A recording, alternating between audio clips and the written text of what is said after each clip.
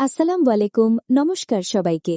আপনারা দেখছেন গোপীনাথপুরের ঐতিহ্যবাহী দোল পূর্ণিমা মেলা। উত্তরবঙ্গের অন্যতম প্রাচীন এবং জনপ্রিয় এই মেলাটি প্রায় ৫১৯ বছরের পুরনো একটি ঐতিহ্য। শতাব্দীর পর শতাব্দী ধরে এই মেলাকে ঘিরে মানুষের আনন্দ, সংস্কৃতি এবং মিলন মেলা তৈরি হয়েছে। প্রতি বছর দোল পূর্ণিমা উপলক্ষে হাজার হাজার মানুষ দূর দূরান্ত থেকে এখানে আসে এই ঐতিহ্যবাহী মেলা উপভোগ করতে। এই মেলার একটি বিশেষ আকর্ষণ হল ঘোড়া, মহিষ এবং গরুর সমাগম। অনেকেই দূর দূরান্ত থেকে তাদের পশু নিয়ে এখানে আসে। দর্শনার্থীরা এসব পশু কাছ থেকে দেখে, অনেকেই ছবিও তোলে, আবার কেউ কেউ কেনাবেচাও করে। তাই মেলার এই অংশটি সবসময়ই মানুষের ভিড়ে জমজমাট থাকে।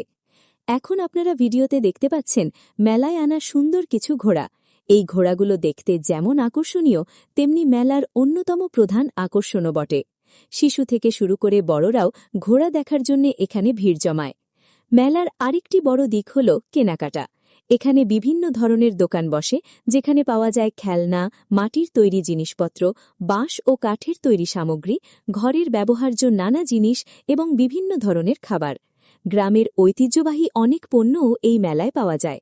বিনোদনের জন্যেও এই মেলায় রয়েছে নানা আয়োজন, যেমন হোন্ডা খেলা, নাগরদোলা এবং শিশুদের জন্য বিভিন্ন ধরনের খেলাধুলা ও খেলনা। ছোট বাচ্চাদের জন্য এই মেলা যেন এক অন্যরকম আনন্দের জগৎ। এছাড়াও এখানে সার্কাস ও যাত্রাপালার ব্যবস্থাও থাকে।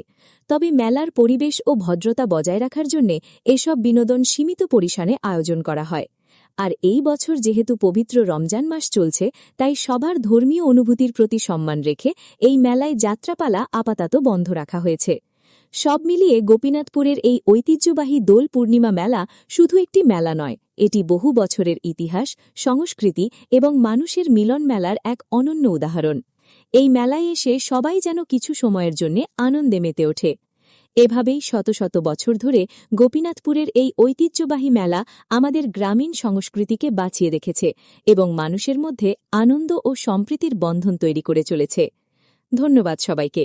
ভিডিওটি ভালো লাগলে অবশ্যই লাইক, শেয়ার এবং ফলো করতে ভুলবেন না।